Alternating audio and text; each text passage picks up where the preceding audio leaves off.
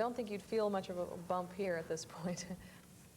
Probably be floating over it more than likely.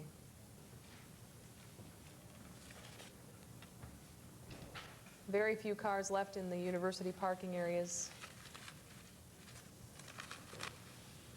Right across from the Memorial Stadium and Engle State Arena. Certainly the students and the faculty at UND did their part in sandbagging. They held on till the end. That was one of the last areas to go. They were there, I think, right up to the end. Here might and be here's the a rescue here. A family that must have been holding out in the area. This house is on the corner of University, and I can't remember which avenue. It's right across from the Human Nutrition Research Center. Apparently they must have been waiting. The National Guard had to come in and rescue these people. And that's what the National Guard is doing. They are checking around in areas for people in need of help, I'm sure.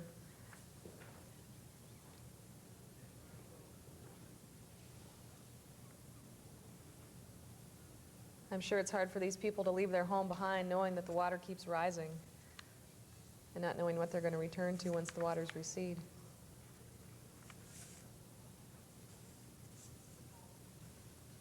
But as Mayor Pat Owens said too, and I'm not sure, is the university area, I wonder if that's involved in the mandatory evacuation area. I'm guessing it's probably I think in it that was area this right morning. here. Yeah, Okay. I think it was this morning.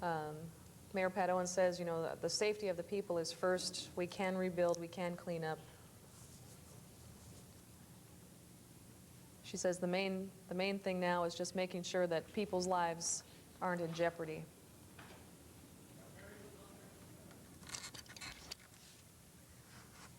One of many rescues, I'm sure, that the National Guard has taken part in over the last couple of days.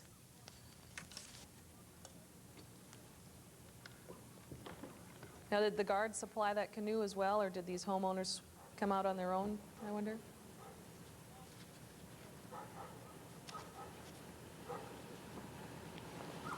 Now, they're being loaded into what it looks like a water vehicle loaded on top of that National Guard truck. Is that as a precautionary measure?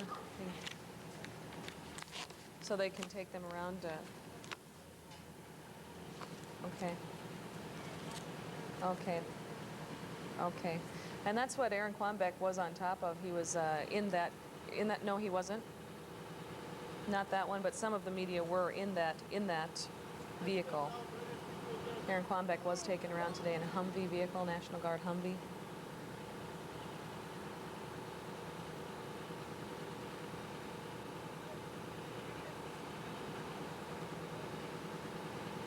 Again, one of the difficult times for the homeowners, leaving their personal property behind, packing just a few things that they can carry with them.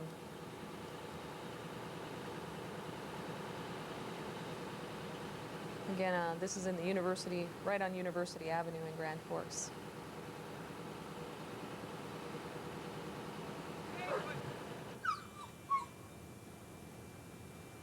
And of course the animals.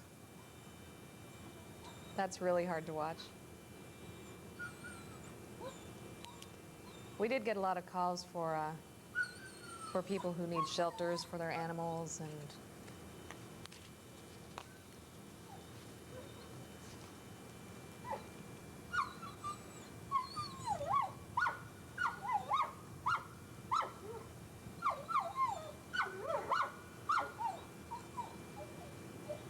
again, if people do need shelters for their animals, I do have the number. Grand Forks Humane Society, I think they're still trying to arrange shelters for animals.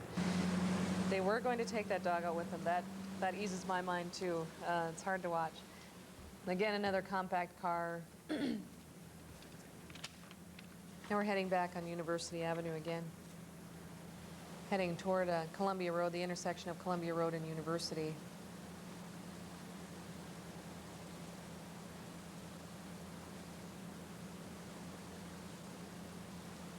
National Guard vehicles almost everywhere you can look here in the greater Grand Forks area.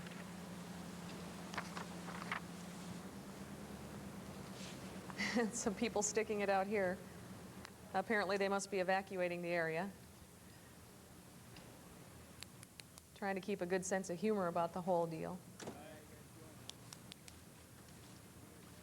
We're on our way back over to Boyd. We just left Boyd to go and see what's out here to go back. Are you guys working? Okay. That's what it looked like today throughout northern Grand Forks on University Avenue, Columbia Road, overpass. Just amazing pictures just showing the magnitude of the flooding of the Red River of Grand Forks, some of it coming up through the storm sewers. The evacuation area keeps growing wider and wider.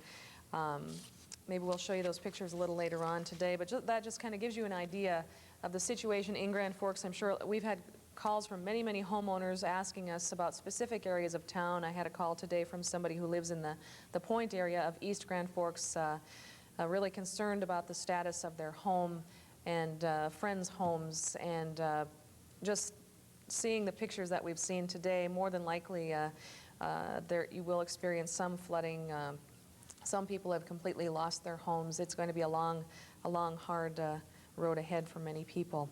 We do have some numbers and some... Hope things never get like this in Devil's Lake. He admitted he was just sort of stunned by the whole thing. And when you get to talk to someone who knows what high water can do to someone else and still be in awe about it, it really brings it home. Mm-hmm. I've never seen anything like this. I mean, I remember when I first started working here at WDAZ and I saw my very first flood. I believe it was back in '88 or '89. I was a photographer at the time, and I was just amazed, overwhelmed. It's hard to describe the feeling when you see all the devastation of a flood when you come from an area that you've never seen flooding before in western North Dakota. And this tops it all. I mean, I don't think anything like this could ever happen again. At least we hope it never does. We'll take a break. One quick announcement first, Jim. Linda and Chuck Baskerville, they need a place to stay tonight with their baby somewhere between here and Fargo. Please call 701-772-2391, 772-7391, or excuse me, 772-2391, 772-2391 as soon as possible. They are leaving their Grand Forks home shortly. We have continuing coverage of the flood of '97, the great flood of '97, and some of the devastation and hardships that have come with it, and we'll be back in just a moment.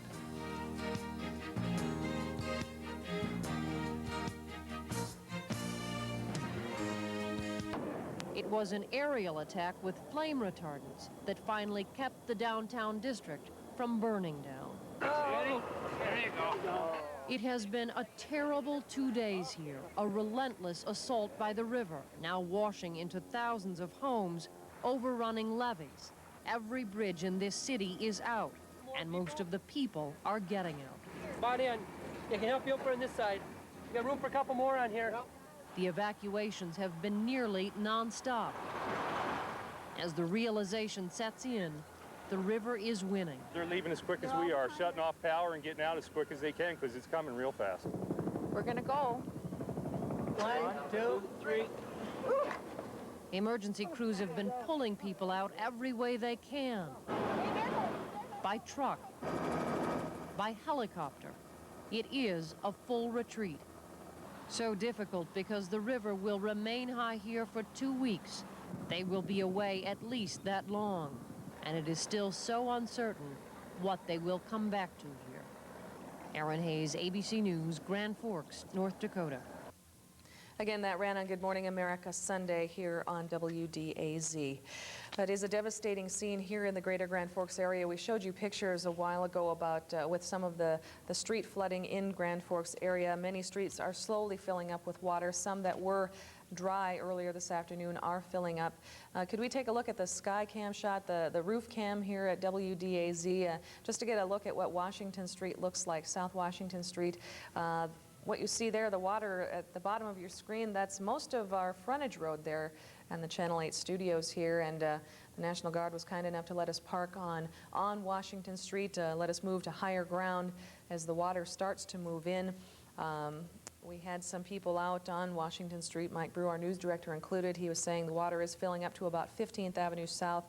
And Milo Smith, our anchor reporter here at WDAZ, drove around a little bit earlier this afternoon saying that 24th Avenue heading west, really filling up with water up to South 20th Street and 24th Avenue South. Also 17th Avenue South, there's a low spot that's filling up with water leading up to 42nd Street, which is the event center area road, and there are some low areas filling up with water. Again, we saw some video earlier today showing a Gateway Drive filled up with water, Columbia Road, North Washington Street, University Avenue, virtually no street untouched by the flooding in the greater Grand Forks area. We hope to bring you more pictures of this as the afternoon goes along here. In the meantime, we'll pass along a few more announcements from people wondering where their loved ones are. John Steffen, please call Henry Christensen, 218-681-5652. Collect John Steffen. Please went by the Urban Stampede. It looks like this is going down 4th Street, I believe.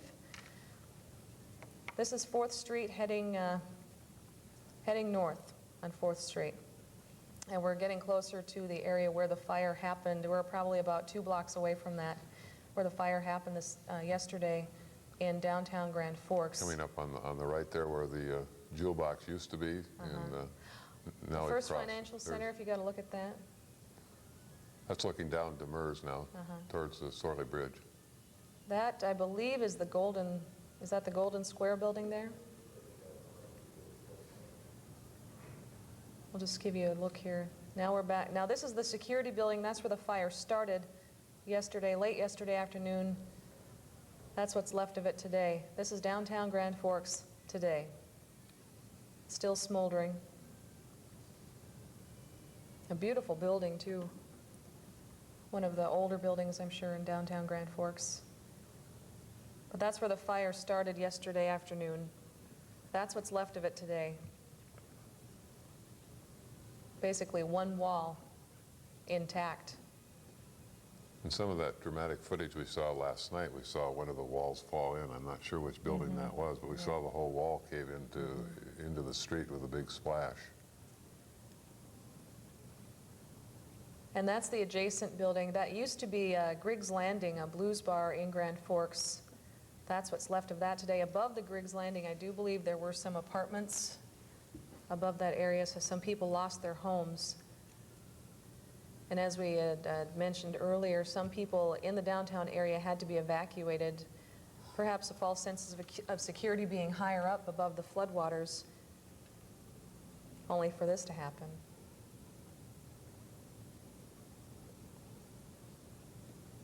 A lot of people have been out of town. I know I've talked to a few people, neighbors who have been impacted in one way or another with this situation, who have relatives, friends, or business partners who are out of town. And of course, for them to call and say, and you certainly, you can't even come to compromise, comprehend a flood, but then when you add a fire to it, it doesn't make sense. There's Dr. Elliott's twice sold books. Saw the sign there. We saw Handy Mail earlier. It just looks like a war zone in Grand Forks. You can't even tell really where you are anymore. You can't tell which building is which here. But at last count, 11 buildings damaged, I do believe, in this fire. We'll have to double check on that. But several buildings involved in downtown Grand Forks within a 4-block area, I do believe. And just smoldering rubble is left for many of them. That's the one wall that's basically left intact on the side facing the river. And the federal building way in the background, that wasn't damaged apparently by the fire. Now the fire skipped over across the street to 4th Street North. And this is video we just received not too long ago from WCCO in Minneapolis.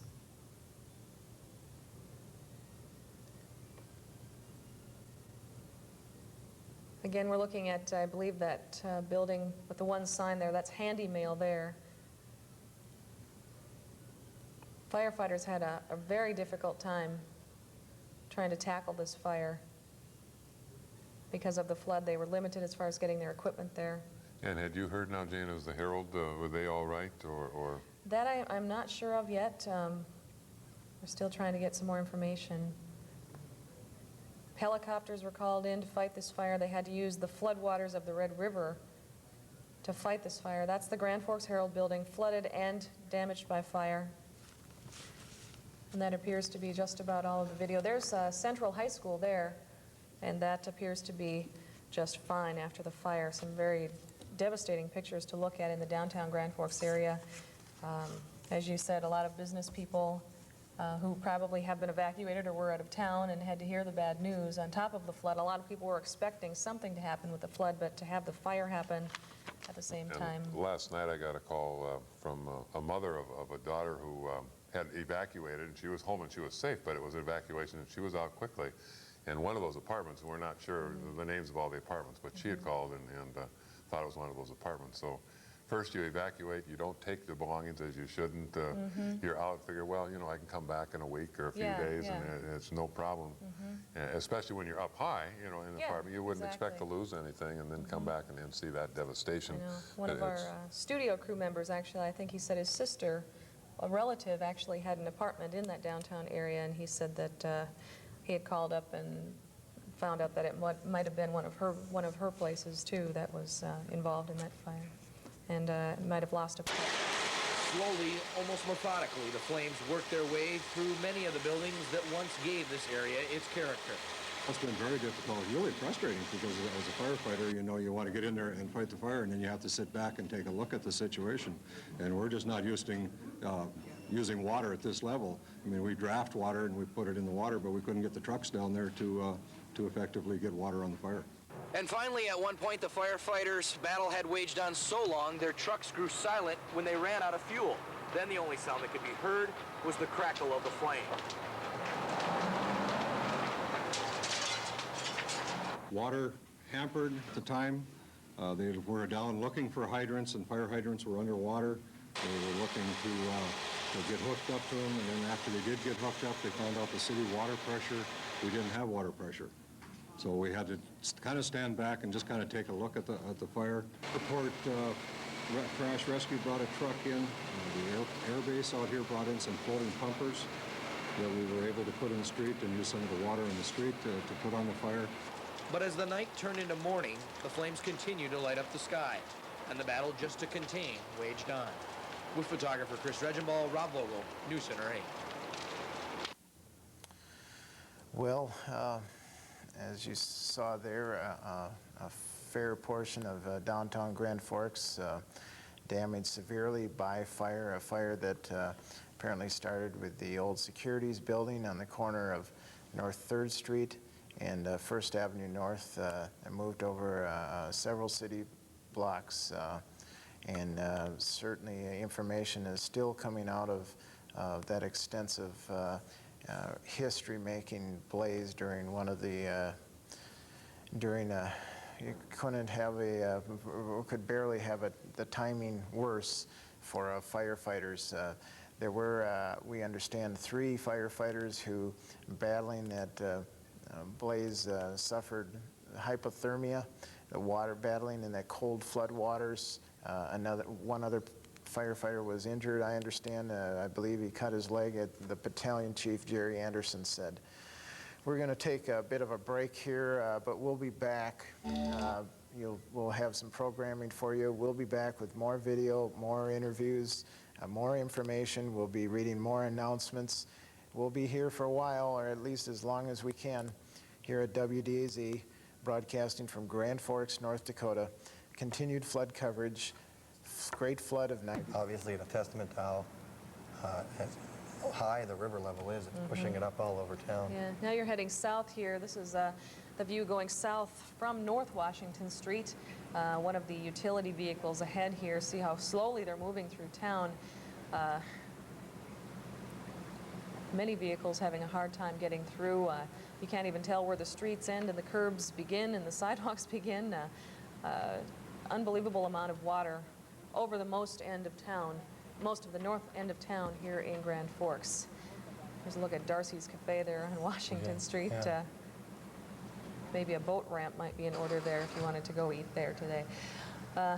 There's a median. You can actually see a median for a change. Some snow piles out there too.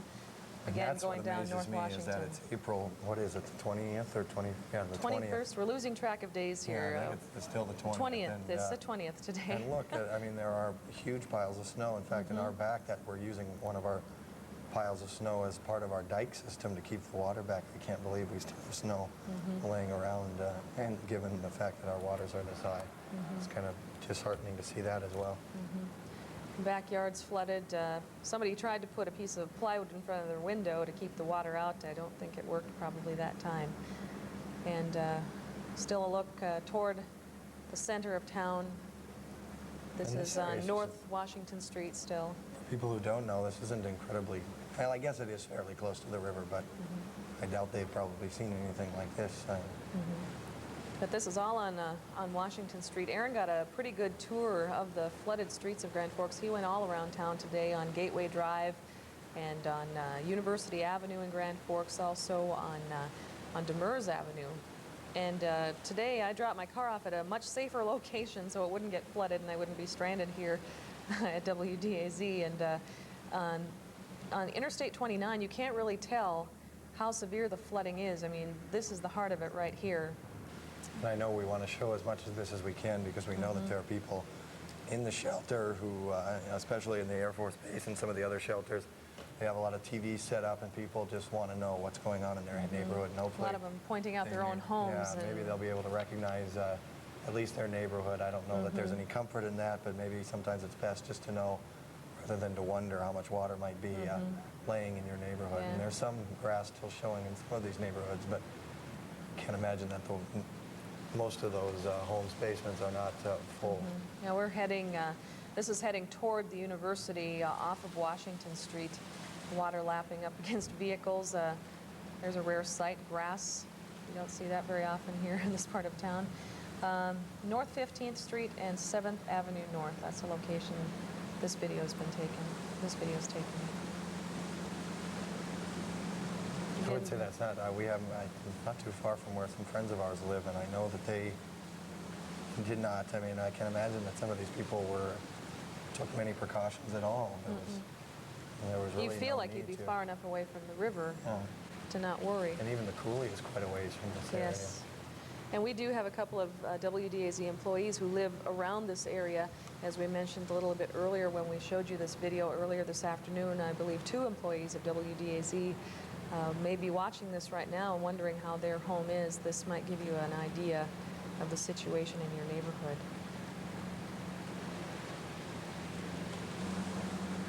And again, we're heading toward the University of North Dakota on a side street from Washington Street, North Washington Street. I think you were out on the set when you watched this the first time today. This is the first time that I've seen this. I was out running around about the time that you were showing this, and it's very disheartening to see. And this is really, unfortunately, if you can, for areas that are underwater, this is fairly typical, and there are some areas that are a lot worse than this. So. And there's, in some areas, there's quite a bit of debris floating through the water as well. This is pretty clear for the most part. Some snow piles you can still see. There's some debris there, it looks like.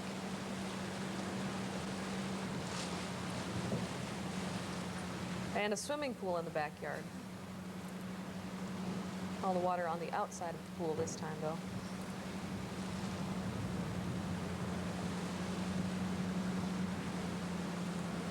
I mean, you really don't have to explain much with this video, except just for location. I mean, the pictures say it all. Another National Guard vehicle there.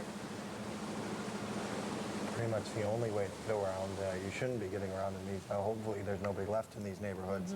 This would have been in the mandatory evacuation zone probably for quite some time. So hopefully there weren't too many people who felt they could wait it out, because you would be some of those places very close to coming up on the first floor. A lot of these homes are you know, the one story above ground and basement, so they didn't have a second story to go to. Not that you should have anyway, but we hope there were not too many people left in this neighborhood. You're going down 20th Street here. This is 20th Street North in Grand Forks and 5th Avenue North. And the Department of Transportation vehicles going through the area. We did see them in the beginning shot of our news tonight. They've been used to build up dikes around United Hospital today. Amazingly, some houses still have a yard. Water is still a little bit further away. Protect all the protection they can. I'm sure in these neighborhoods you wouldn't notice an elevation difference from yours to your neighbors, but it's easy to tell when there's that much water there just how even 6 inches could make a difference and keep your, at least your yard. Whether the seepage would get into your basement is probably another story. Most likely that would happen, but at least it's not right up against the window sills and flowing in that way.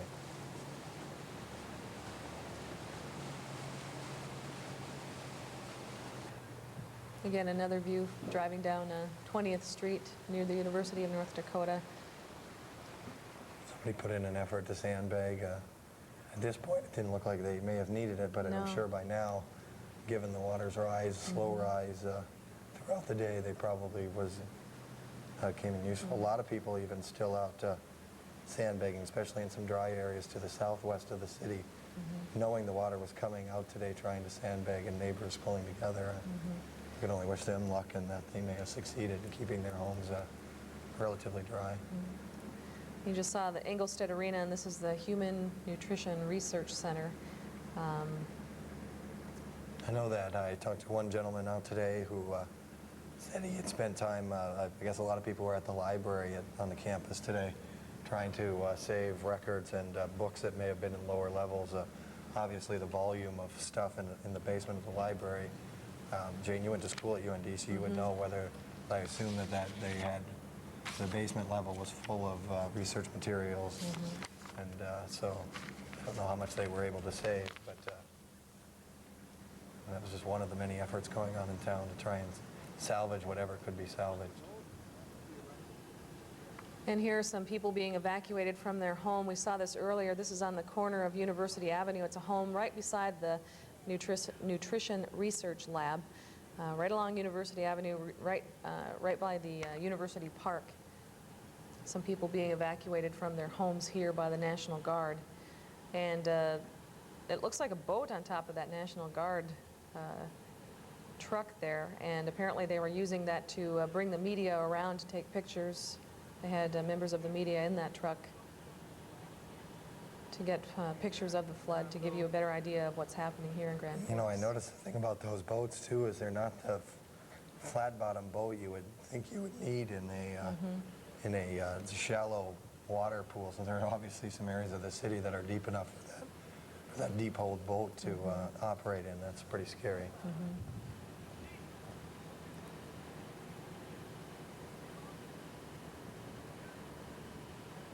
But it's got to be hard to fight and fight and fight to save your home. It's got to be a really tough decision to leave your home. I mean, it's not a decision at this point in some areas. You are forced to leave your home for your own safety. But leaving your home behind, yeah. Another example of what the Guard people have been doing in this community to save people, and I can't imagine how many hours each one of those has put in. I hope they get rest every once in a while. I'm sure very little rest for those people.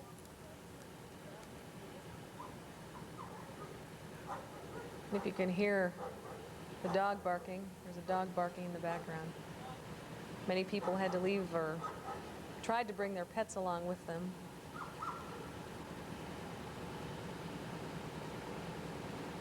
And in this case, this family did have a pet. You'll see coming up here shortly. Again, these are pictures taken this afternoon by reporter-photographer Aaron Quambeck on our News Center 8 staff, working hard today, riding with the National Guard. People bringing all the possessions they can carry with them in the canoes. But here on University Avenue, the water is knee-deep. I don't know how deep it would be by now, but the water keeps spreading throughout town. The other danger we've heard many times, this water is barely above freezing, really. Danger from standing in it for too long.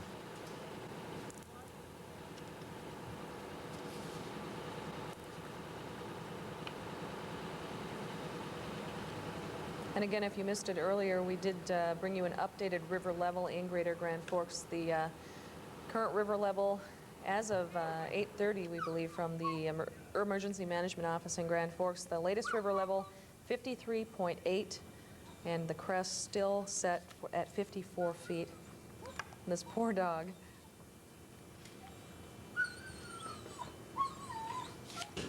And we are happy to say that this dog did make it home safely, or evacuate safely with his owners.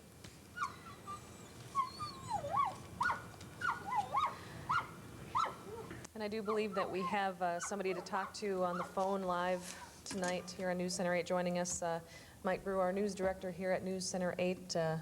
Who do we have on the line tonight? We have, well, excuse me. We have Keith Berger, the Grand Forks County Commissioner. Keith is in Larimore tonight. I believe he's staying in a motel in Larimore. Keith, can you hear us? Yes, I sure can. Keith, how long you been in Larimore since, when did you actually get there? When were you evacuated? We got evacuated Saturday morning about 6 o'clock. We're on 1119 Walnut, and that's when the call came to move. I see.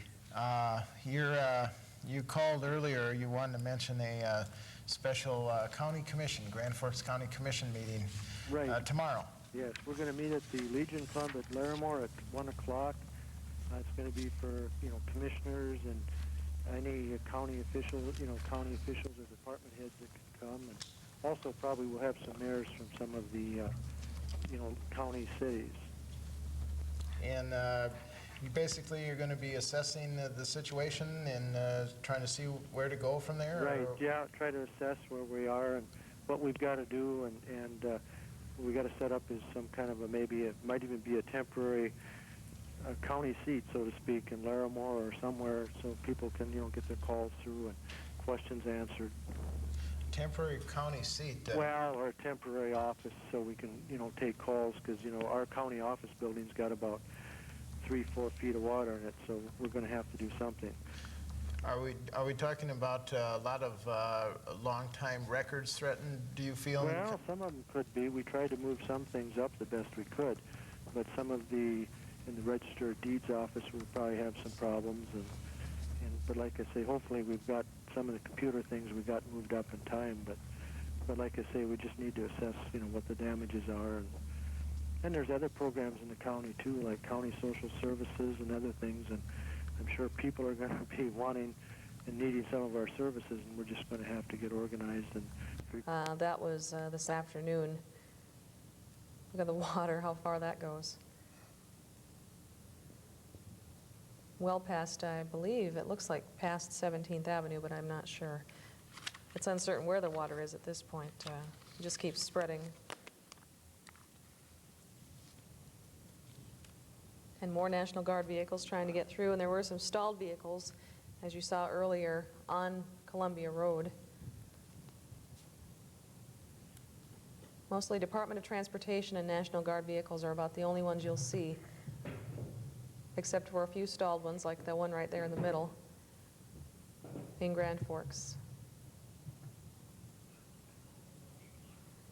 Once you get past 13th Avenue, or excuse me, 17th Avenue South, you're no longer in the mandatory evacuation zone, but you can see or to the south and west of 17th Avenue, and as Columbia comes down, certainly it's dry that way in these pictures, but I don't think it was going to remain that way for long, and I believe maybe somebody has been out and about, could maybe give us a call and let us know what the situation is in some of these areas that we haven't been able to get to tonight, but I'd be curious just how far that's spread. I know earlier today, like I said, I moved my car to a safer place, and I was on 32nd Avenue, and that was one of the early trouble spots here in town, and And that was bone dry at about 6:30, but they had cut a little channel, a little drainage channel off of 32nd Avenue. And that drained some of that water away, and that alleviated that problem. And it was easier to get to the interstate, but I can't say for certain that that is still the same case now tonight. I wouldn't want to have anyone drive out there and find out there's a whole bunch of water and you end up getting stuck. So. Well, United Hospital completed its evacuation tonight at 7 o'clock. Well, actually at 8 o'clock when it closed down its emergency room. And that was one reason why. All that water just kept moving west and south. And there's still a smaller and smaller portion of Grand Forks remains dry. And that's on the southwest side. I should remind people that curfew is on in the mandatory evacuation zones. I'm not sure anybody could move in those areas anyway, except somebody with a military vehicle, so maybe that doesn't need to be said, but there is a curfew in place. We're looking east on Demers. These pictures were taken right around 4:30, 5 o'clock, maybe 4, right around there. And back again on, this looks like University Avenue once again. This is all raw video shot earlier this afternoon.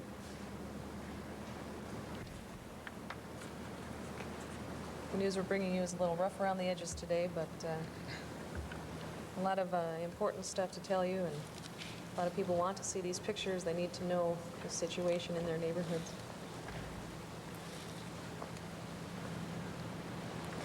Not our usual way of doing things, but not the usual flood here either. And that's one of the concerns, actually, as you saw there. Some of the wakes created by the larger vehicles. Earlier today we talked with Mayor Lynn Staus. He was talking about the effect the fast-moving water was starting to have on some of the structures and homes already in East Grand Forks, and certainly with some of the larger vehicles driving around, wakes can take a toll over the long run.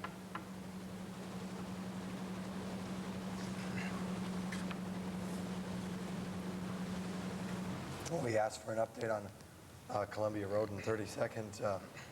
A official somewhere in that area called and said that Columbia Road and 32nd is dry, although the eastbound lane is starting to take on a little water. That being one of the only routes to the interstate left in case this final area gets evacuated. Well, it is under a mandatory evacuation in southwest Grand Forks, but 32nd will be a major route if that finally comes to fruition, because I think there are a lot of people who are still in that area. Again, looking at some homes on University Avenue in Grand Forks, and the Department of Transportation vehicles again. And I know a lot of people from East Grand Forks are wondering what the situation is there today, and it has been virtually impossible for the news crews to get much further than Grand Forks today. We are making every effort to get all the latest pictures for you. We did talk with Mayor Lynn Staus, and he mentioned that at this point, perhaps 5% of East Grand Forks residents actually remain in the city. 5% of about 8,500 people. Some of those people yet fighting the battle, trying to keep their homes dry. And speaking of Lynn Staus, I believe we do have him on the telephone with us live. Yes. Mayor, thank you for joining us again.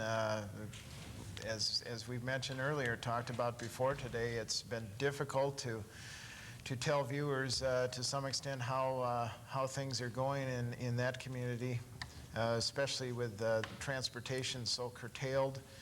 And your calls and those of other East Grand Forks officials and people have been very helpful. What are you passing on for us tonight? Okay, we have moved out of the police station with our emergency office, our EOC office, and we are now moving out to the Comfort Inn. And the reason for moving out to the Comfort Inn is the sewer was backing up in the police station, and there was 3 feet of water, and it was leaking quite a bit. So we thought it best that the only way to get up to the police station was you had to go by either boat or a vehicle that was large enough to get you over 3 feet and sometimes 4 feet of water. So that's the reason for moving out to the Comfort Inn.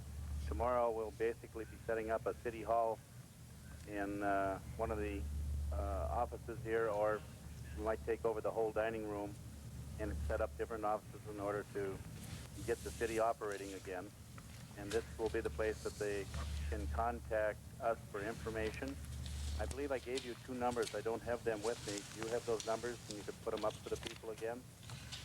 Lynn, we don't have those numbers, I don't believe, right available. Well, we're working on that. We'll try to do that in a moment. Okay, that was emergency number that they could call for. Many people were evacuated to Crookston, and from there they were dispersed out in different areas. I know we have many people up in Bemidji, and the people have been very kind in helping out with putting these people up, getting them lodging and getting them clothing. Like I said earlier, that they went with basically the clothing on their back and very little, if nothing else. But it's been very devastating for the people, and we're going to do everything we can to get the answers out to these people, and also to get them the help that's needed in order to, when they come back, to get their homes established, and if it's businesses, to also get their businesses going again. If we could please flash that number one more time. Lynn, we want to make sure this is the right number. Do you recall, is this 773-1691? Yes, that was the emergency one for East Grand Forks. But did you have the number for Crookston? Yes, the Crookston shelters. The Crookston shelter, yes. Yes, we do have those numbers that we could flash on the screen for people in a moment. And that, if they want to get a hold of somebody, those are the numbers that they should look for or give a call to, and they can find out where they're staying. If you have not registered at this place, please call there, and or I believe it was one of these 2 numbers that they should call to get registered so that we can find out where they're located. And we want to try to get a file made up on everybody in East Grand Forks so that if there are any calls that come in, we can let relatives know where you're at. Lynn, we talked just a moment ago with Grand Forks County Commissioner Keith Berger. They're going to hold a special county commission meeting in Larimore tomorrow. What's the status? Are you going to have an emergency meeting here shortly? Well, we've been having meetings all along during the day, and we will be having a press meeting tomorrow at the Comfort Inn at 11 o'clock. But 9 o'clock in the morning, we're meeting with many different agents in the county and state, and also with our own local people. So we will be meeting at 9 and then discussing many of the things that we have to set up. There was a press conference this morning at the East Grand Forks Technical College. There were, do I believe, was Colin Peterson there?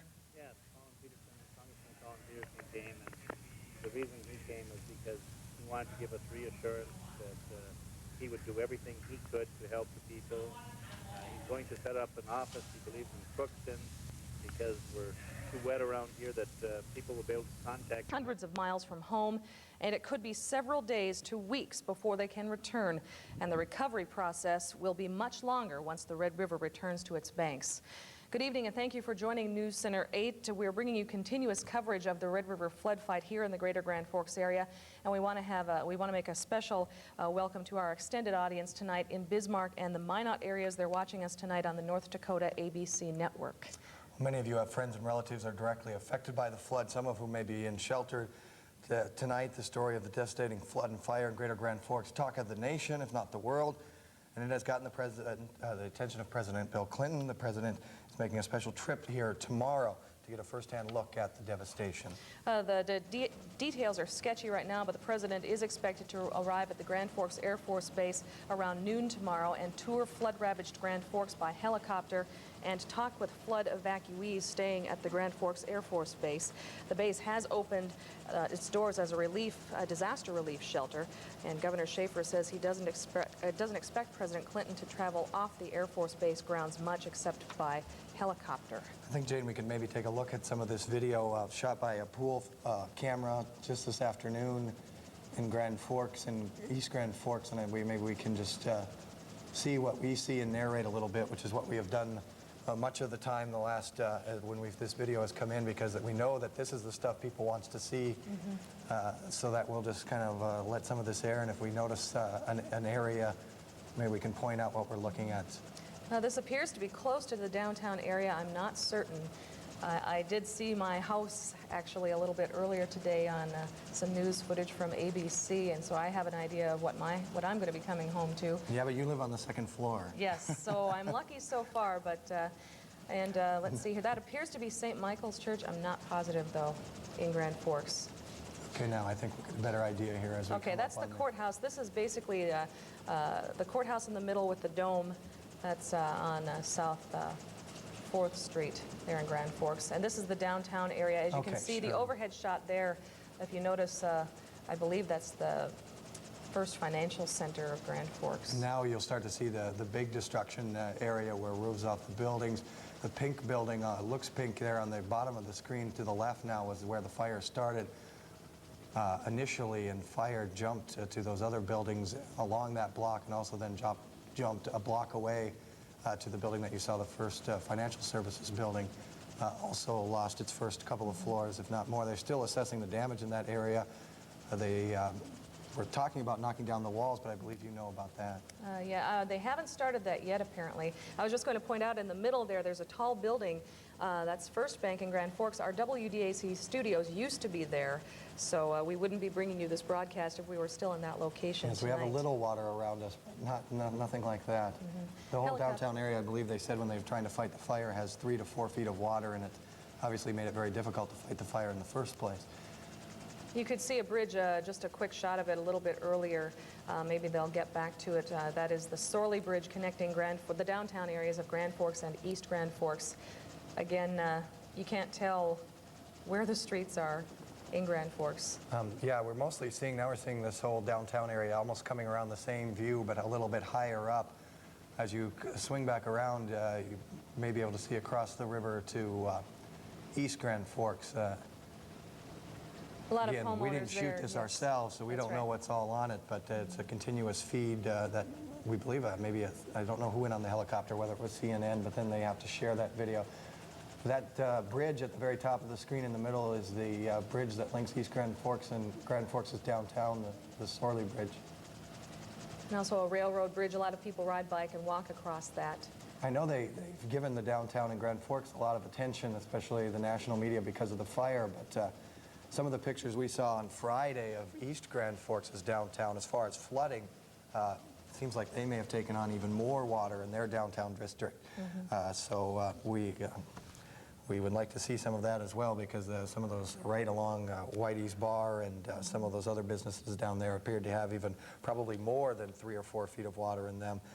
We also have Rob Vogel, who is our weekend sports person, has been a news person for the last 3 days, and he was just out on a boat and maybe making his way back. He is still out with the pool cameras, as they say, the media pool, and they're taking them around, and I believe he was in the downtown area of Grand Forks, and we hope to hear from him shortly. He said that he would come on set and talk to us a little bit about some of the areas that he saw today in the media pool.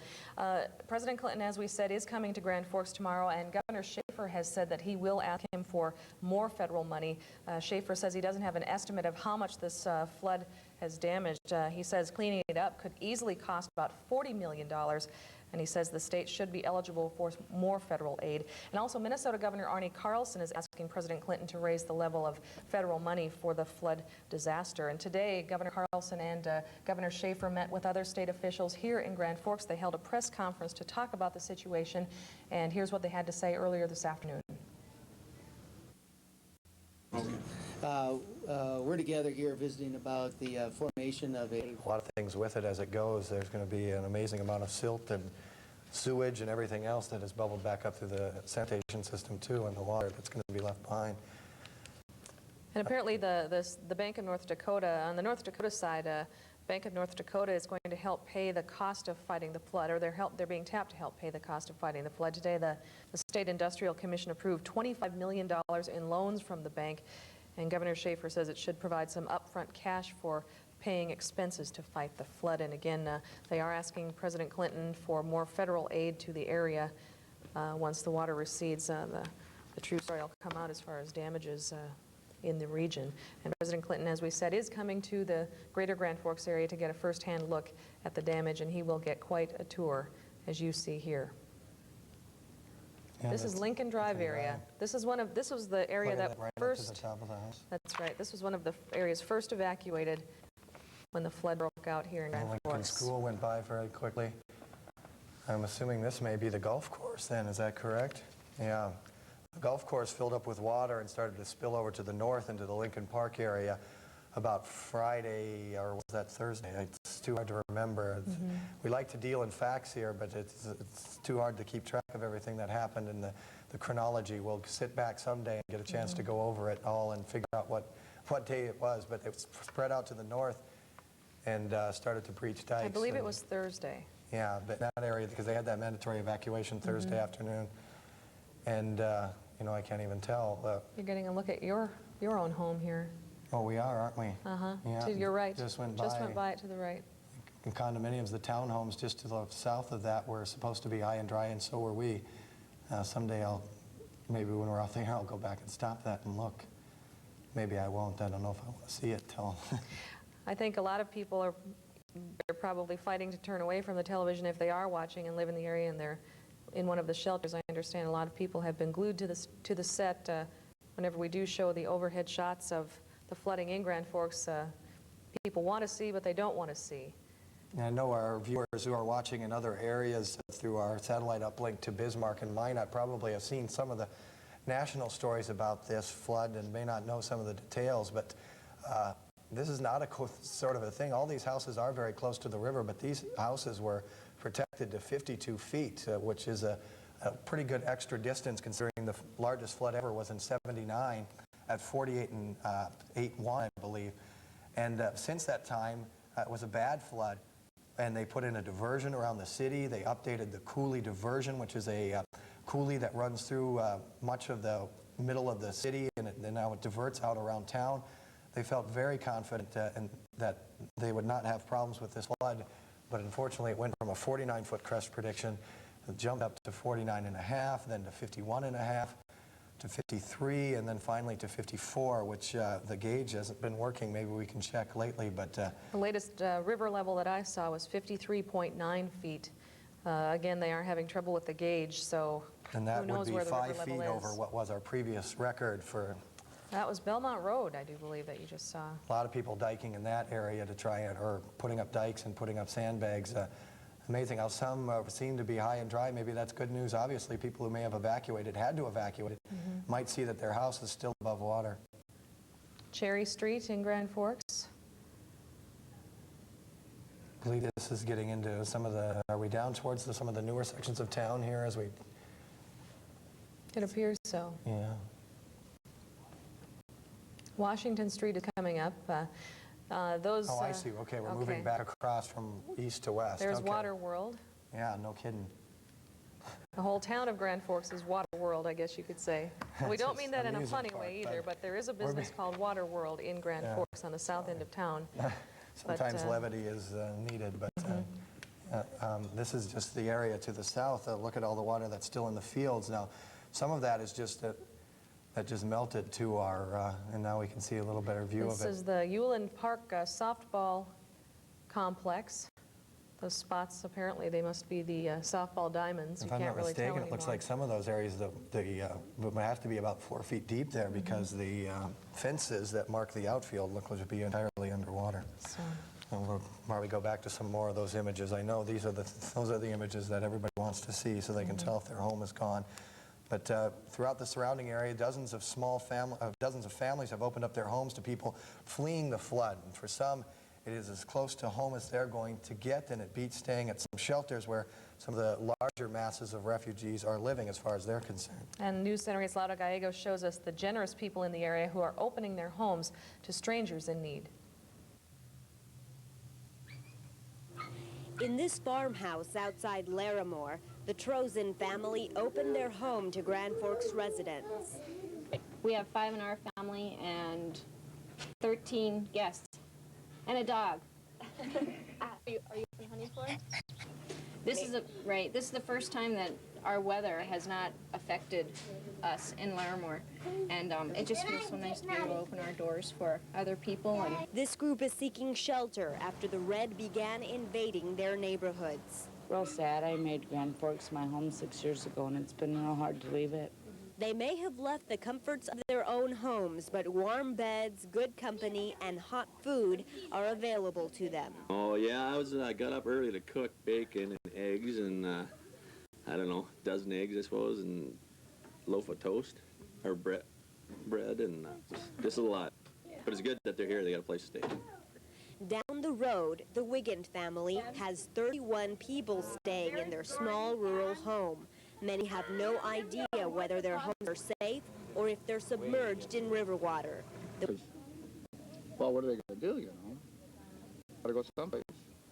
Belongings may be lost, homes buried, but the spirit of community and neighbor helping neighbor remains. Laura Gallegos, WDAZ, News Center 8.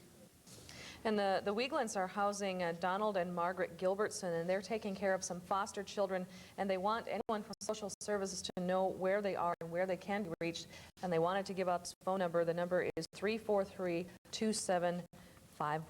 When we received calls here, once people started to realize that we were on the air and were trying to get messages to people, we took, well, half of them were probably people trying to contact people. The other half of them over the weekend were, I have a home for 5 or 6 people, which is obviously what this family did for people.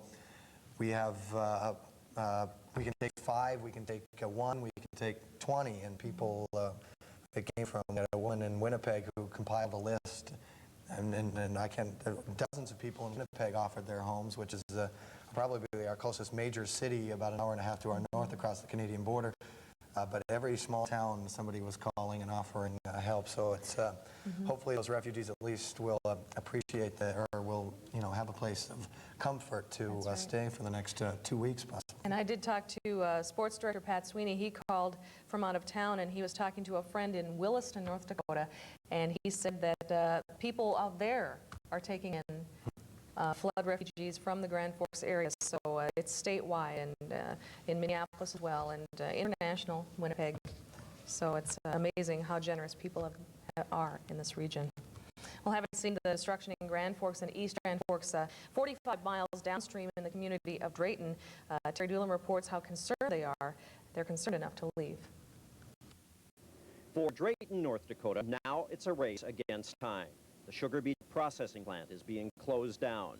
High school sandbaggers from neighboring towns have been brought in to help with the flood fight itself. Dikes are being raised to new heights. At an emergency town meeting, the question is whether to dig up the high school football field to build more. The pace here has quickened since this weekend. Residents have seen the destruction the red can cause, and there's no question which way the water is headed. Optometrist Tom Dunham's Grand Forks home has already been lost to the flood.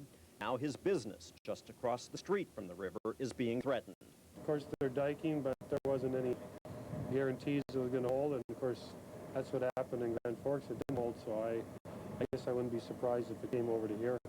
You're not so very far from the river itself. Across the street, and away we go. Down the block, a sign on the grocery store window tells the story. Inside, what groceries not snapped up are being put on higher shelves.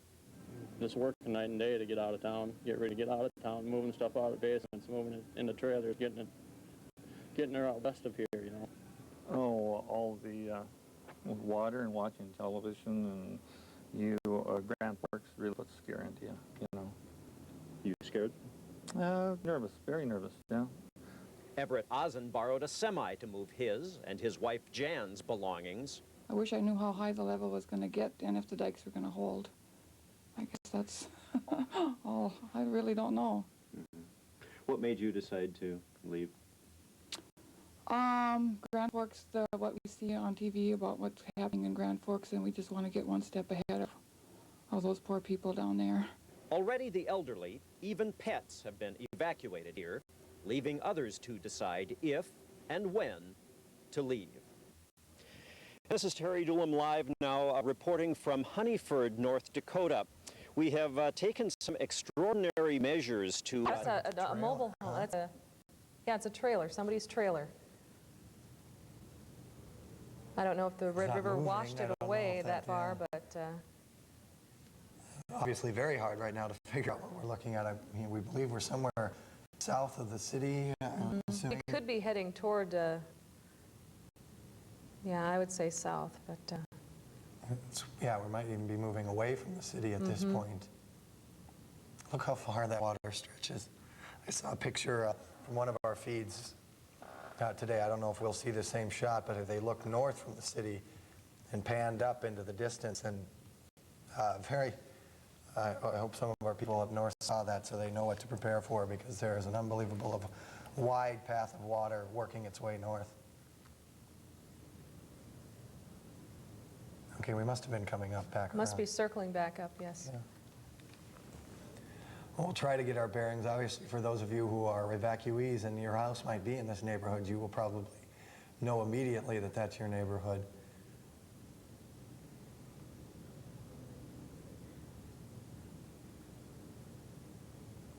It's so widespread. There appears to be a school there. I'm not positive there. All of us, our people in the back, are trying to figure out exactly what we're looking at as well. Again, we did not shoot this particular video. That might have helped give us an idea of what we were looking at. But we are seeing this for the first time as you are seeing it. We just got this in from the coverage area, from our pool coverage. Okay, now we'll probably get a better idea as we... I mean, rooftops on some of these, especially the one-story homes, are almost covered over the top of the roof. It makes me wonder if it's not East Grand Forks, but... I wonder if it is. I wonder if that's Sacred Heart right there in the background. And we're coming back up. No, yes, that's right. This is East Okay. Grand Forks. This is the downtown area of East Grand Forks right here. That was the mall that sits just off of the roadway, or just off the bridge. You didn't see the bridge. It was to the bottom of our picture, but now we're heading north. This is looking back into East Grand Forks from the North Dakota side. The water spreads out. And that's the Kennedy Bridge there. Again, the approaches to the bridge are flooded, but the bridge itself is still okay. Okay, now we're working back around and seeing the north part of Grand Forks. As the helicopter turns back to the east, and looks like it may head back south again. As some of these neighborhoods, you can, at least some of these, you see a full house sitting there. It's surrounded by water, unlike some of those in, there's a Humvee moving National through, Guard vehicles. that was That's all probably we've one of the seen bigger coming through ones, here. Yeah. That's the Townhouse Motel, I believe. That's Yeah, our old there's studio there, the First There's Bank where building. my wife works, right there. It looks like they actually have a little bit of dryness there. The architect's office and KCNN studios right there. KCNN had to leave their studios. I believe they're operating from over at UND in a temporary studio set up for them with the help of FEMA, wanting to keep them on the air as well as us to provide information. And churches in the area. My house is somewhere around here.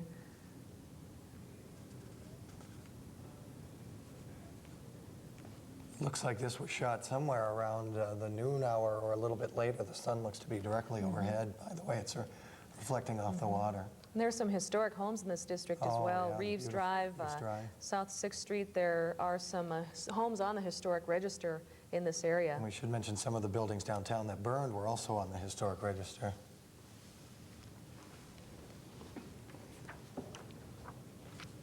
This is the area basically just to the south and maybe somewhat to the west of the downtown area. I believe that's the Roosevelt School there. I could be wrong. Yeah, Washington maybe. School. It's being remodeled into apartments. Roosevelt School, that would be right. Is that right? Roosevelt's being remodeled? I think so. Yeah. This is the downtown area, the triangular building, as Looks like we they're saw working, earlier, the police department, the courthouse to your right. Water treatment plant is in this area too, which is underwater. It means we are out of water.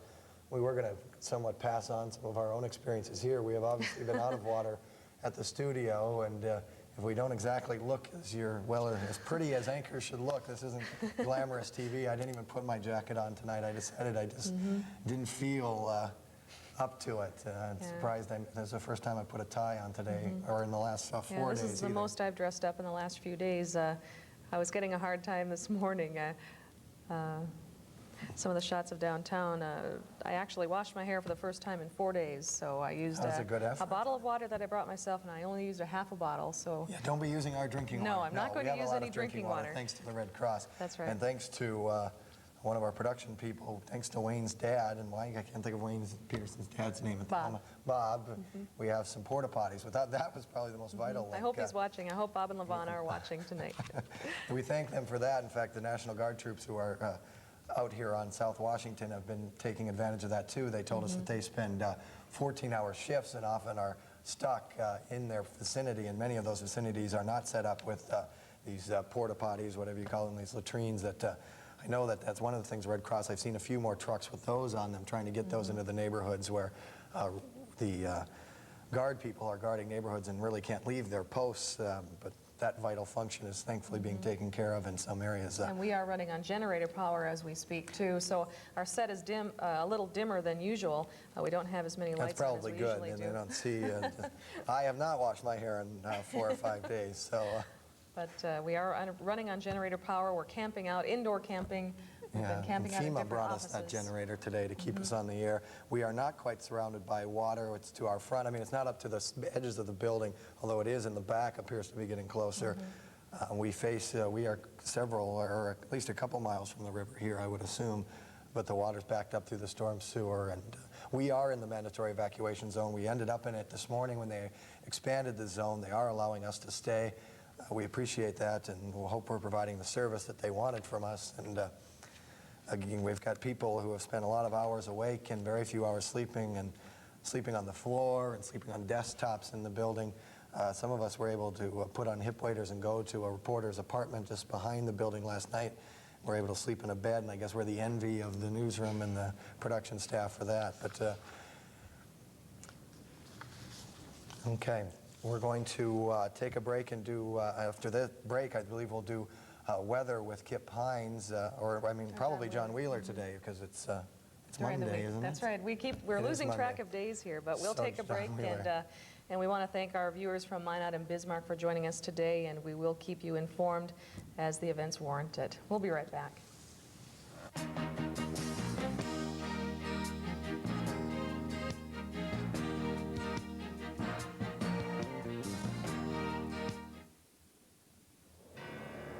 Imagine a world without trees.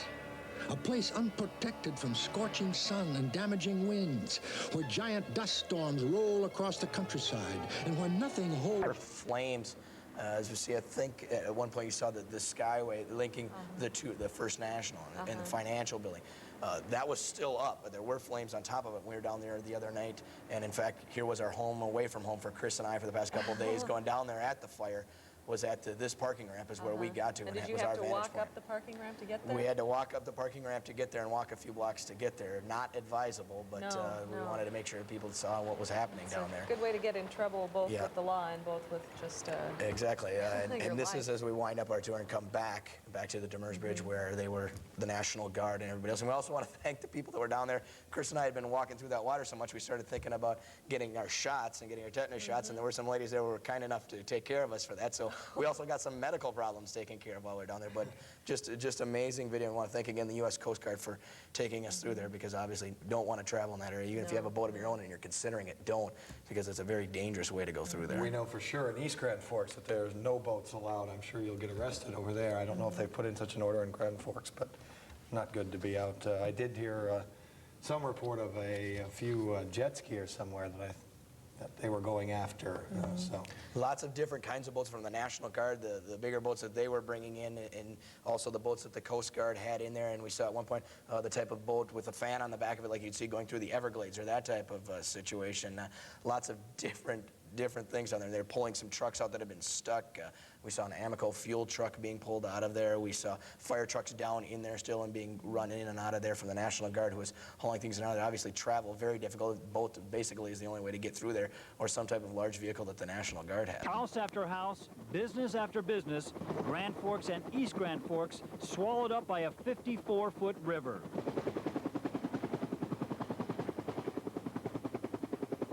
People here prepared for a crest of 49 to 50.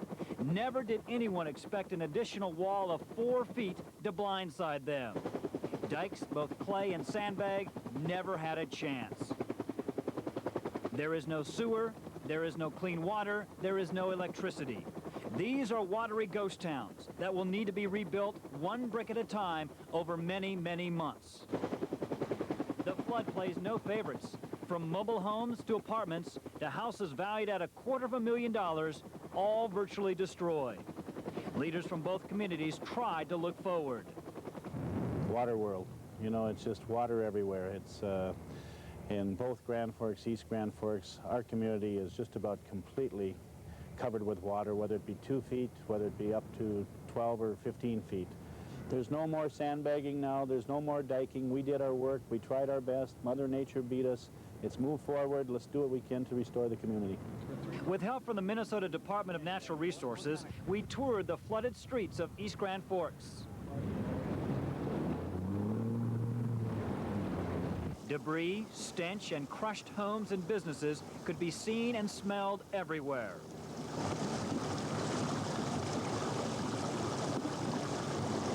The water is filled with garbage, raw sewer, and fuel oil. The smell is horrific.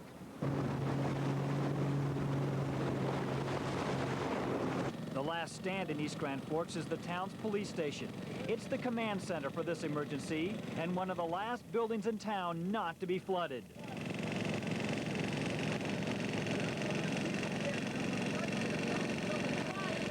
Nearly every business in town is flooded. The tops of buildings are all you can see. During this boat tour, we did not see one house that wasn't flooded. Some of the homes have been knocked off their foundations. The worst hit area in East Grand Forks was the central part of the community north of downtown. Here, homes are buried in 12 to 15 feet of water. Many residents want to come back to their homes and see the devastation, but no one has been allowed in. The conditions with a river current are dangerous. The unclean water borders a pollution disaster. Please don't ask me, because when you do, it hurts, and it hurts the people that are saying no to you. We have to do that as soon as we possibly can. We will open the community and bring you back in. Congressman Peterson says without federal help, these communities will not be able to rebuild to where they once were. He says President Clinton's trip to Grand Forks and the national media attention should pave the way for major federal assistance. The schools here in East Grand Forks are shot. You know, the hospital is gone in Ada. I mean, it's just Breckenridge. And that's just in Minnesota. Look at the fires over here in North Dakota. I mean, I can't imagine that we're not talking, you know, billions of dollars, not millions. And that was Congressman Colin Peterson there of Minnesota. We haven't been able to see many pictures from East Grand Forks until today. It's some astounding video there in the downtown area of East Grand Forks. Well, when President Clinton comes to Grand Forks and East Grand Forks tomorrow, Governor Schaefer says he will be asking him for more federal aid. Schaefer doesn't have an overall estimate of flood damage, but he says cleaning it up will easily cost more than $40 million. Here's what he and Minnesota Governor Artie Carlson had to say today. To continue, we've got to look at local zoning ordinances of where buildings are built, where they can be, where the floodplains are. A lot of us have a suspicion that those floodplains are changing, and so we need to come that back in place. I think we can look at our system of wetlands restoration, of where we're going to have drains, where we're going to have dikes, what works, what doesn't work, and get a good flood management plan in place. And I think that long term, that's very important for us, so that as we rebuild the infrastructure, we rebuild it. There is something to sing about. All is well for these East Grand Forks residents who were evacuated Friday from the Good Samaritan Center. They came to the Thief River Falls Northland Community College, and as you can see here, it hasn't hampered their card playing. And what else are they doing with their time? I'm making slippers, and they're going to be dainty colored ones. Good Samaritan Administrator Sandra Bentley says the residents have been troopers and things are finally getting around to organized. We want to keep operating as a nursing home, and we are. We have every nursing function going, and it's working. And little did they know they were going back to school. Classes resume tomorrow. We've turned over the central part of our college to Good Sam, and they've got it secure. There won't be any students in here, there won't be any faculty in here, there won't be any staff in here, so they'll be able to preserve the integrity of their mission, of their business, of their organization. Even on this side of the river, the fight goes on to save these people's home. It's been fabulous. People on the shovels, 400 to 500 at a time, continuously, and all the drivers, the semi-drivers, all the forklift operators, everybody with the food and everything. I would say easily 500 continuously, yeah. And put out a lot of bags, and a lot of work's been done. In Thief River Falls, Tracy Kemper, WDAZ News Center 8. Jane, while we're talking about some of the other communities, I just got off the phone not long ago with Pembina Mayor Hetty Walker, and that community is evacuating itself. I guess you could call it a voluntary evacuation because they're doing it of their own decision, but it is basically a mandatory evacuation because they want all 640 residents to leave, Hetty said, and most of them are doing it. They've seen what happened here. She says their dikes were built to 56, 57. They have been working to make it higher in that community, but they just feel that having seen what happened here, they do not want to end up in that situation down there. They are leaving some people behind, she says, because they are going to try to keep working until the water comes to see what they can save and to see if they can hopefully get their dikes up. Because what happened now is the Weather Service today upped the crest in Pembina to somewhere between 58 and 59. Certainly the river channel a little deeper there, so but that's, so it's not able to compare relative there, but that's just a lot of water in Pembina. So Pembina is getting out, and I'm sure they will take advantage of some of the shelters that have already set up across that part of the state where it's already set up for some of the people from here, so I'm sure they will take advantage of that. I just hope I know there's enough room for everybody, but it'll start to get some tight quarters with all these communities still left to our north. And we wanted to mention, too, on the story from Thief River Falls, a special thank you to the pilot, Dr. Ben Saylor, and thank you to Thief River Falls and Northland Community and Technical College, and also for Pennington County for getting that tape to us. We had to have it flown over here from Thief River Falls, and Tracy did some work through Northland Community and Technical College to get that story put together. When we evacuated her the other day, we thought she was going to get a 2-week vacation, and instead she went to work for us. Nope, so that's a nice effort on her part. Believe it or not, the flood fight is not, it's really not the kind of newscast we usually do, but we keep plugging away. Believe it or not, the flood fight goes on in Grand Forks. David Schwab has that story. The countless images of devastation brought by the flood may have brought a feeling of defeat to many, but there are some battles yet to be won. At Sandbag Central in Grand Forks, 15,000 sandbags are still being made every hour. They are being used to protect vital services such as the hospital and telephone communications. Volunteers here say they are down but not out. I mean, we don't have jobs to go to, rather sit at home and wait for things to happen. Might as well come out and make things happen, or at least try. The business I work for got wiped out. I have no job, but you got to do something. The real triumph's going to come from the community spirit as we rebuild this. I think it'll make us stronger and better. It is members of the Air Force and the North Dakota National Guard that are helping build the lines of defense. Since Friday, they have kept Sandbag Central running. They are building dikes. This one is being built on South Washington to slow the river's run through the city. It's kind of a reciprocal thing. When we had a problem 2 weeks ago with power at our place, the community of Grand Forks said, hey, if you need some rooms, if you need a place to stay, come. And I think it's just reciprocal. That's why it's a Grand Forks community. The U.S. Post Office in Grand Forks is also preparing for a flood fight. The building is located in southwest Grand Forks, one of the last areas not underwater. But that might not last. Water is close. They are sandbagging vulnerable parts of the building and loading up mail trucks with post office equipment. If we need to evacuate this building, we would have supplies available to work the mail. Post office officials say their new address could temporarily be the Grand Forks Air Force Base, but all that will depend on the river's next move. David Schwab, WDAZ, News Center 8. Jane, I'm trying to dig through our stack of what we deemed important messages. It's very long, but I know, now that it's the first time I've seen Dave's story, and I know he's talking about that, they have now decided that the Air Force Base temporary facility will be at the Grand Forks Air Force Base. I think I found it. I think that's it. Okay. Yep. They'll be working with them. They're being made to set up the post office for tomorrow. There's no mail service today. Obviously, it is anticipated the limited service will begin sometime by midday tomorrow. And once that's been established, they'll tell us, we'll tell you. If you're out in that area, what will happen, you can go out to the post office and they will, you can tell them where you live and they'll probably dig through their files and find your mail for you.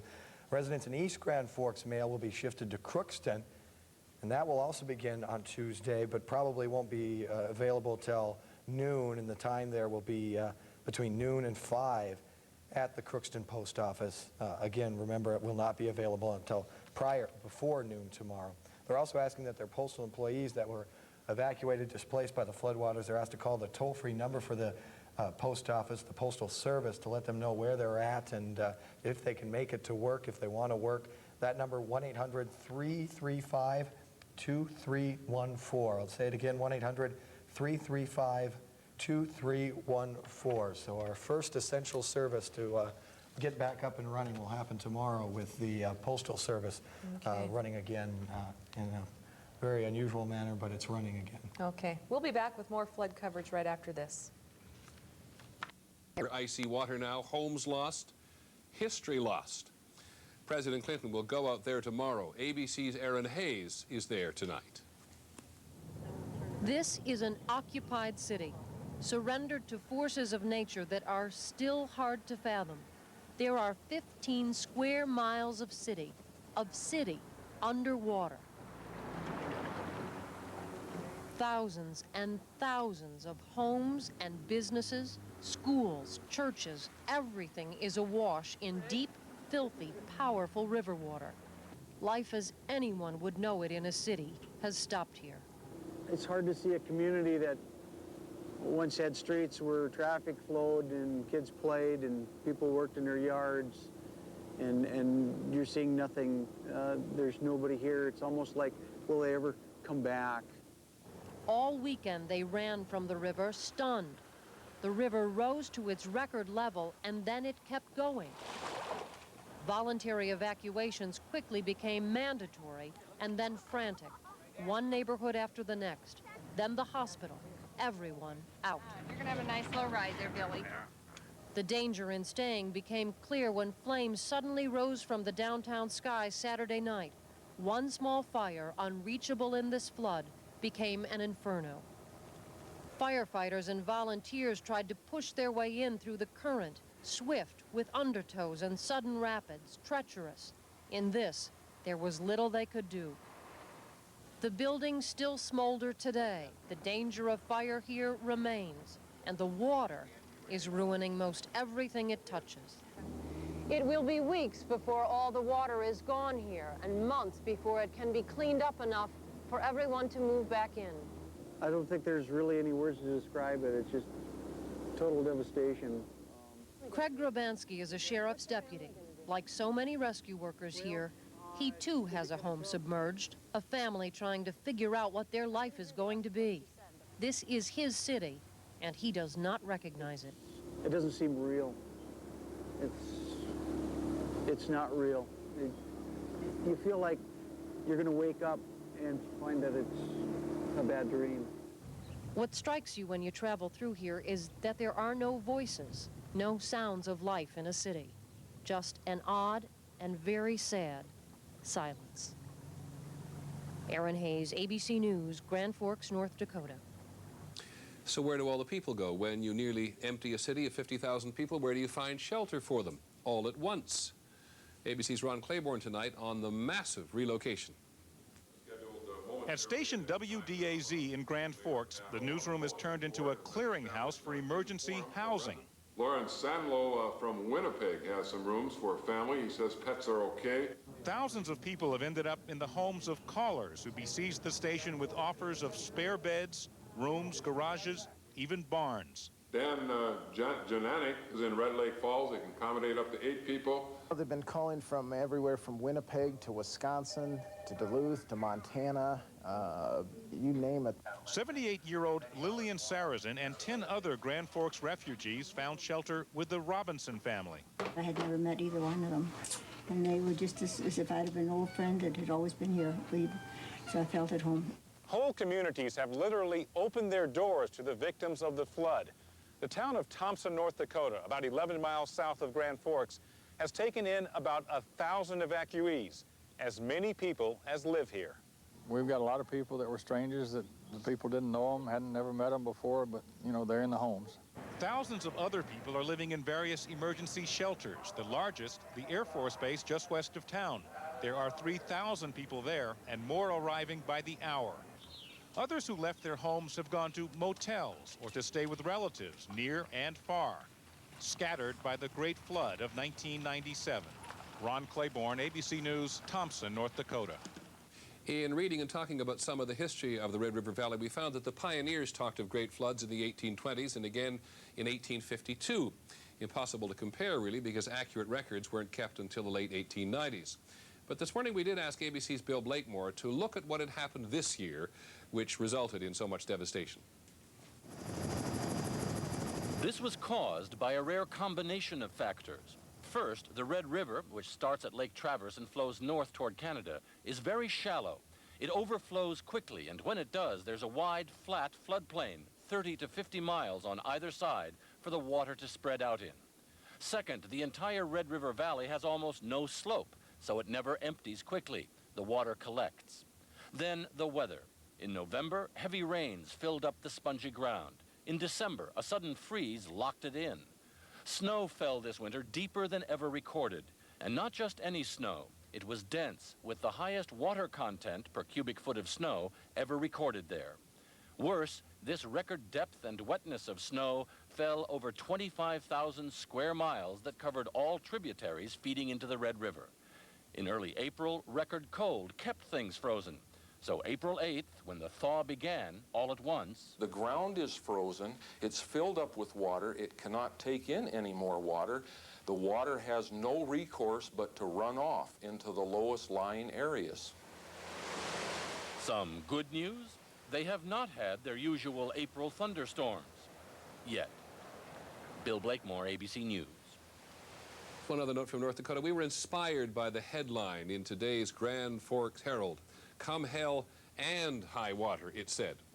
Well, they've had a hell of a weekend at the paper. First the flood and then the fire you saw in our first report, which gutted the building. They lost their clipping and photograph files and much of their microfilm, going all the way back to the first edition in 1879. But they were on the job again today. They worked on an elementary school's computers and they printed the paper in St. Paul, Minnesota, 300 miles away. It was important, said the paper today. At a time like this, people are starved for news. And that was seen on World News Tonight on News Center 8 today. Some amazing footage that they had and some really nice stories with the people involved who have been evacuated in this flood. We wanted to show you some more aerials of the greater Grand Forks area and kind of map out some of the areas that were flooded. This is a look here at I believe downtown. This is downtown Grand Forks, the courthouse there. Out by the country club. That's and right. They are surrounded by water. They're in the same boat we are. Yeah, and they were able to get, because they are the emergency broadcast station for the upper valley, for our area anyway, they were able to get a FEMA generator as well. And they have been one of the longest running straight through radio stations in town.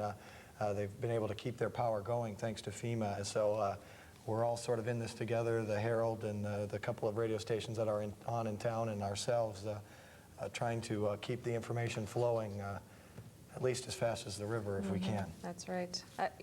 You can't even recognize this city anymore. No, I agree with the sheriff's deputy who said that it doesn't seem like your own city. It's hard to I mean, I certainly felt that after I woke up today, after finally a good, hard night of sleep, and I woke up in a strange bed. I slept over in one of our reporters' apartments right next to the station. I got a bed for once there, and then, Lucky. And you know, it just didn't seem the right place. It must have been the feeling of being in a strange room, and then realizing I had to walk over to the station, and that's the edge of town. We're on South Washington, the edge of town. So. And I've been holed up here, so I haven't really gotten a chance to see what our reporters and photographers have seen who have been out covering the news stories. I've been here answering phones, typing things, doing announcements on the set for the past couple of days. Yeah, there's that. I guess that must be the Sherlock Park area, or maybe Griggs. Is that, because that's East Grand Forks there. If I kind of was looking away from the screen, or am I wrong about that? This could be the Lincoln Park area. That's I'm Lincoln not sure. Park. Oh, that that's might have right. been Lincoln Elementary So that we just saw. Yeah, we talked about East Grand Forks having houses 10 to 15. Right in that area, obviously, we have houses in that area too. I forgot about those houses being so low. This is the Lincoln Golf Course. It looks more like a large water hazard instead of a golf As we said, course. it's 6. The water filled up in there and came in the back way to some of those communities. Instead of coming from the river, it came through the golf course, which is adjacent to the river. We get a quick glance of my condominium as we come around to the south, but it's pretty quick. I did, after the news, went and froze that video in the control room and got my first look at the water, and that's at least up probably to the ceiling. Is that it right there? No, that isn't it. I don't know, I may have just missed it. We did just miss it. It's right off to the right there. Because if that is, the garages are covered the way it looks. Yeah, the garages on the river side were in the floodplain. They built garages down there to withstand, with a flood door and everything, up to 54 feet. But as I say, the river came up. We had diked a little bit too, and that was fine. But the river came over from the golf course, and then they ended up having to put a dike on Belmont behind our apartments to try and save that area. And some of those houses probably didn't take on a lot of water. That particular area of Belmont is high. A little farther north, it's very low, where they built the clay dike in the first place, right across the road. But those houses, that water came over that dike on Friday, I believe. So, you know, everybody has a tragic story, and I'm sure they're sharing those and commiserating at these shelters about what they have. Some people don't know. Hopefully you can pick out your neighborhood and see. Certainly some houses very close to the river right there that look like the water may only be right up against the wall. So, and there's a house that seems to be almost high and dry right there. This is a good view of the south end of Grand Forks. Again, there's not too many areas that don't have water. Maybe that house right there. You know, that we just saw. this area, protected, or I guess maybe protected isn't the word, but there are some houses there that have some dry patches and may not have any water unless it seeped in through the bottom. Obviously, sump pumps have been turned off in a lot of these areas because the electricity had to be turned off. So, but you know, you see some houses here. Obviously, that's a little bit higher area of land anyway, but perhaps the Cooley diversion project that came in after the '79 helped to save some of those homes in the southern part of the city. Certainly now we're moving up in elevation so that there's several homes that are look to be fine. That's some of the Cherry Street townhomes that we're looking at too. Our Cherry reporter, Street Terry area. Doolum, who lives in that area. Who's been at this station longer than anyone on the air, and obviously has never seen anything like this. And I believe he's, as all of us are, is a little choked up about the whole thing. But maybe his apartment, his townhome is high and dry, we hope. A lot of people came out to help sandbag around his house today, and he extended a special thank you to them. And you could hear the emotion in his voice too, and it made me choke up a little bit just listening to him talking about all of the help that came in, helping to protect his home, and all of the gracious people in Honeyford, North Dakota, who were helping when we have our mini studio up there.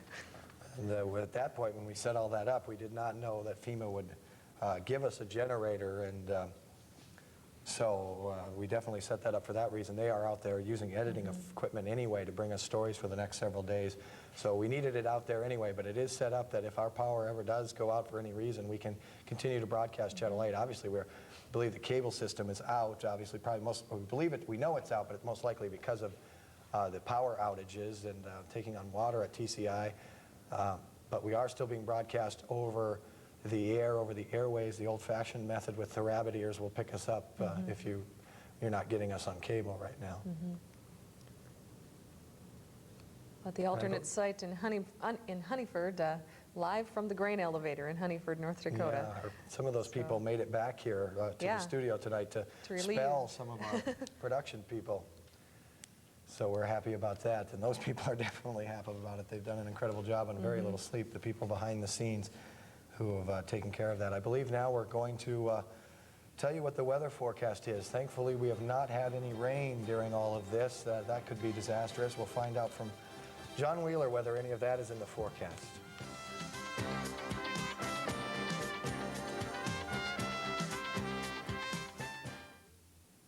Here's my nephew Scruff, about to run into trouble again. Hey, Bobo, where's your video game? In here. Well, look at this. They're building up the dike and sealing off the town. The Red River at Morris is coming up faster than anyone predicted. All 1,800 residents have 24 hours to get to safety.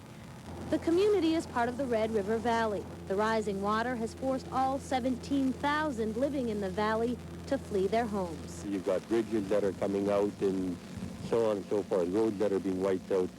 We're talking about millions of dollars in the valley, absolutely millions. If people aren't busy sandbagging, they're relocating businesses and packing up their belongings. Right now it is coming up faster than it was. Before they measured in inches, now they're measuring in feet in some places. So this is the first time Al Rexedler has had to move his business to higher ground. Last year in '79 didn't have to move out of town, so things are all right, but now you have to move out, you have to make those changes in your plans, that's all. The panic to leave is made worse by a shortage of sandbags. In every community along the Red River, people are waiting to bag. They had the knowledge. Why didn't they make sure that the municipality had enough sandbags? At almost every highway, military trucks are en route to battle the worst flood in 100 years. In a bedroom community south of Winnipeg, there are more volunteers than residents. Marchand Road has already been washed out, and there's a mad rush to raise the dikes.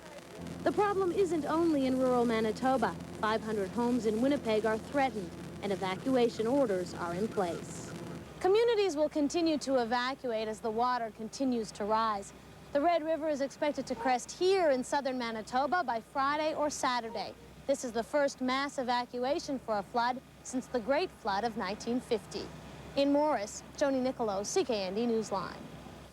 Thousands of southern Manitoba residents are arriving at their new homes tonight, many of them in Winnipeg. The St. Vital Arena is one of 3 registration centers in Manitoba. Any evacuees who needs a place to stay has to register at one of these centers. So far, 303 people have stopped by the St. Vital Arena asking for a place to stay. Darcy Lafond is one of them. He left his home in St. Jean-Baptiste minutes before the town's 8 o'clock mandatory evacuation deadline. There's nothing you can do, but you just got to sit back and watch it all happen. But, you know, your heart and soul is back in, back in town, can't help but wonder, what's going to happen. And many other evacuees are from towns like Emerson. Tonight, the small border town is virtually empty. 700 residents were ordered to leave by 8 o'clock last night. The Red River is expected to crest around Emerson on Friday, the first Canadian community to be tested by the record-breaking flow. Aerial pictures today show little movement inside the town, except for earth-moving equipment packing down the clay. Water is lapping up against the dike system, but so far, everything appears to be holding. The losing battle against the Red River is beginning to take its toll on many valley residents. Many aren't happy with the order to abandon the field and evacuate. And as Newsline's Warren Priest reports from St. Adolphe tonight, a shortage of sandbags is driving frustrations even higher. This house on Marchand Road, south of Winnipeg, should be a beehive of activity. Instead, it's deserted now because there's neither the sand nor sandbags so desperately needed to build a dike. Its owner is waiting for bags. It's beyond frustration. You don't know. I mean, it's hard to describe how it feels. I mean, all I can picture is the water coming over the 2.5 feet we've built now and flooding my house. He's stuck in line at St. Adolphe, waiting for bags that aren't there. Sandbags are being rationed. Demand far exceeds supply. To give you some magnitude, we're probably up about 2.5 million bags already, and we could use another 1 million. But the time is running out. People have to evacuate. The evacuation is on. 4,000 people in the rural municipality have to be out of their homes by Friday. Just a lot of questions run through your mind. You want to try and save your house as well as your belongings and everything else. just at a frantic pace right now. People are desperate for sandbags so they can build their dikes before being forced to evacuate. It's frustrating because, you know, the river's not going to wait, and in the meantime, we can't do anything. The Red River has already claimed this house on Marchand Drive. We need one more body over here. After a valiant effort yesterday, the family gave up the fight and abandoned their home after running out of sandbags. Neighbors are scavenging bags from the abandoned dike to try and save their own homes. There's no bags to be had right now, and there's no sand to be had right now. Down the road, Glenn Bura is putting an extra 1.5 feet on his dike and hoping for the best. The sense of panic is so big that I've got a feeling they're just going to carry us out of here and let our houses go, which would be a shame after all this effort that people have been putting in. The intersection of Marchand Road and Red River Drive is now a flood channel of the swollen Red River. The image of Army vehicles ferrying volunteers out strikes home the fact that the flood of the century is here. And with the crest over a week away, it's already pushing flood defenses to the limit. Near St. Adolphe, Warren Priest, CKND Newsline. You're watching Newsline on CKND, Winnipeg TV. Flood preparations have hit a fever pitch in Winnipeg. As we mentioned earlier, 51 Winnipeg homes upstream of the Red River floodway are now under a mandatory evacuation order. Previously, the city issued 500 precautionary evacuation notices to residents living in other low-lying areas. Tonight, their task of sandbagging continues. Newsline's Dag Sharman has a story now from Kingston Row. The crest is about 10 days away, and the Red River is already creeping dangerously close to these Kingston Row homes. So people like Sue Ward are leaving. When I saw Grand Forks, that's when it was really scared everybody along here. You know, when you see what can happen. And so we're just trying our best to get prepared for the worst. She isn't alone. Hundreds of Winnipeggers who've protected themselves with dikes are leaving. The real concern here is not so much the water coming over the dikes, is that if the dike should give way, there's no one way, it's only one way out for most of us here. So we have to be prepared if that happens to get out lickety-split. The people who may have to evacuate have been given official notices by the city. Still, the city is getting frantic phone calls. There seems to be some confusion that large numbers of people may be at risk of evacuation. I'd like to clear that up right now. The only people who are being notified that there may be a chance that they'll have to be evacuated are those people who've been previously advised that they are at risk from river flooding.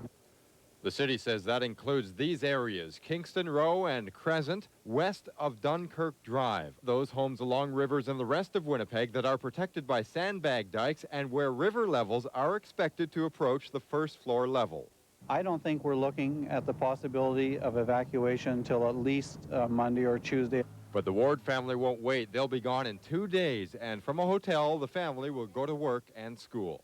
We will continue our life as normal as it can be under the conditions. And like their neighbors, they'll be keeping an eye on the river, hoping the house will be okay. In Winnipeg, Dag Sharman, CKND Newsline. City crews are checking that manhole covers are in place across the city tonight, hoping to avoid more tragedies. The flag was flying at half-mast at L'École Leyland North School today in memory of 14-year-old Adam Young, who disappeared into the city's sewer system yesterday afternoon. Young and another boy were swept into a culvert while playing in a ditch. One boy made it out, Young didn't. The force of the water in the city's sewer system has made it impossible to continue the search for the young boy's body. Today, Mayor Susan Thompson issued a warning to stay away from the water and leave manhole covers where they are. Don't remove manhole covers. What we're concerned about is that people may get out there thinking they're helping the flood effort by removing manhole covers. Don't do that. City officials say investigations are underway into the tragedy. It's just not the Red River anymore. The RM of Taché is fighting a pitched battle against the Seine River. 650 homes in the RM are threatened by rising floodwaters. Lorette and Dufresne are reporting damage to homes from overland flooding and tributary ice jams. Some homes have been lost to the rising water, while others are suffering from flooded wells and minor seepage. The bridge on Highway 206 was closed after a chunk of the span was washed away. The floodwaters also pose a deadly threat to thousands of farm animals in the province. From cattle to hogs to chickens, farmers are moving their livestock to higher ground. Newsline's Nicole Forrest has that story. Much of southern Manitoba is moving out and making way for the rising Red River.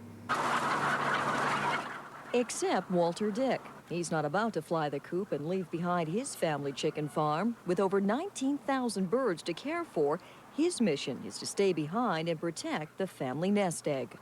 I guess you just don't want to give up what you've worked hard to get, and the losses are high, and to expect somebody else to compensate you for all that isn't particularly prudent, so we'll give it a good shot. So bag by bag, they're building a half-mile dike to keep the family farm safe from the swelling river. Otto Dick watches on as the community comes to his rescue. He founded this farm 73 years ago when he came from the Ukraine after the First World War. Now he's fighting a new battle. New fight. This is home. If we can keep it, fine. If we can keep the floods out, they go down and we continue on. Let's go. But Sandy and Jerry Weens aren't taking that chance. They're rounding up their herd of 150 cattle and getting them ready to move to Landmark, Manitoba.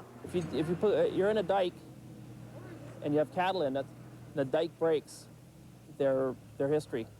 There's nothing you can do about it.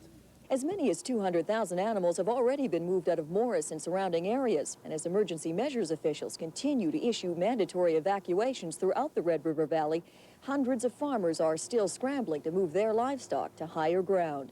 Nicole Forrest, CKND Newsline. Some good news.